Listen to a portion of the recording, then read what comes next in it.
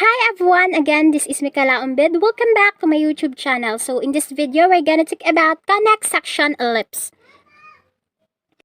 So ellipse. Ellipse is the set of all points whose distance from two fixed points add to the same constant. So the two fixed points are called the foci. So here is the example of our ellipse. So the center is at the origin. So the major axis. So the length of our major axis is 2a. Then the half of our major axis is what we call the semi-major. So the perpendicular to the major axis is what we call the minor axis. So which is our 2b. So the half of our minor axis is what we call the semi-major. So the distance from center to vertices is what we call our A, and the distance from center to one of our foci is what we called our C. So standard equation of an ellipse centered at the origin. So x squared over a squared plus y squared over b squared equals to 1. So for instance, given the circle of radius 3 centered at the origin, so the equation is x squared plus y squared equals to 9. Since our center is at the origin and our radius is 3, so 3 times 3 equals to 9. So x squared plus y squared equals to 9.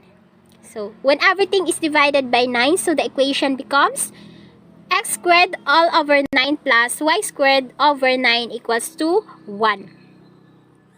So the characteristics of an ellipse. So first, we have the horizontal major axis. So if the foci is on the x-axis, so the equation that we need to use is x squared over a squared plus y squared over b squared equals to 1. So our x-intercept is plus minus a, then our y-intercept plus minus b, then our major axis is on the x-axis, then our vertices is negative a and 0 and a and 0. Then our foci is negative c and 0 and c and 0, where our c is square root of a squared minus b squared.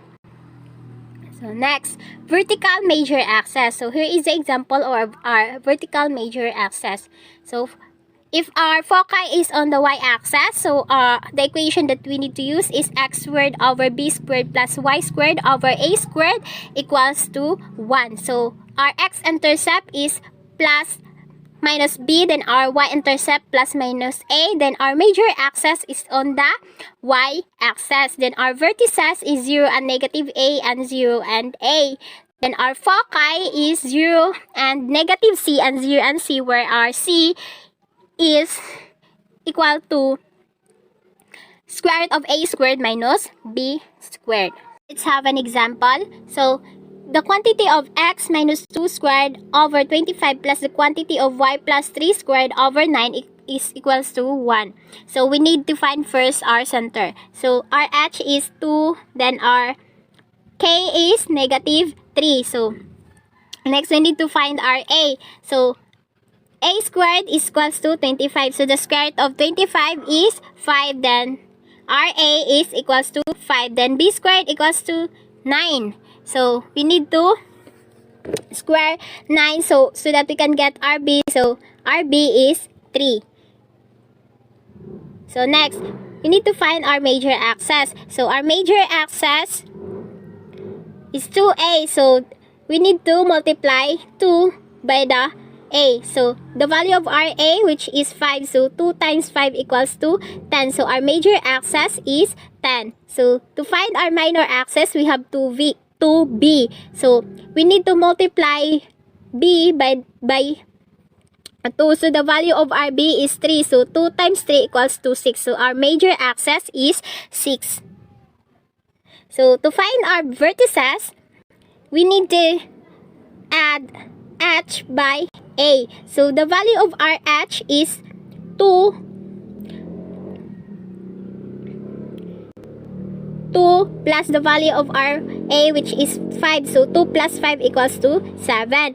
So the value of our k is negative 3. So we have 7 and negative 3. So next, h minus a and k. So the value of our h is 2, then minus the value of RA, which is 5. So, 2 minus 5 equals to negative 3, and the value of RK is negative 3. So, the coordinates of our vertices is the quantity of 7 and negative 3, and the quantity of 3 and negative 3.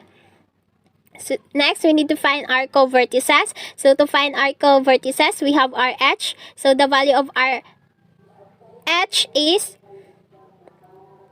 2.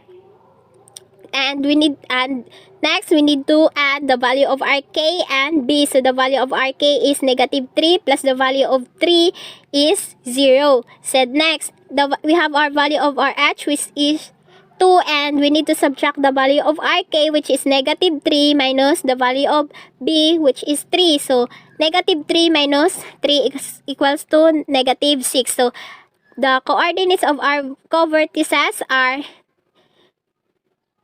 the quantity of 2 and 0 and the quantity of 2 and negative 6. So, next, we need to find our foci. So, to find our foci, we need to add the H and the value of our C. So, since wala pa tayo value sa C, so we need to find the value of C. So, C squared equals A squared minus B squared. So, the value of our A squared is 25. Then, ang value sa atong B squared is 9. So, A squared minus B squared is 25 minus 9 equals to 16. So, we need to square 16 so that we can get the value of our C, which is 4. So, since we have our C, so we can now get our foci. So, we need to add the value of our H and C. So, 2 plus 4 equals to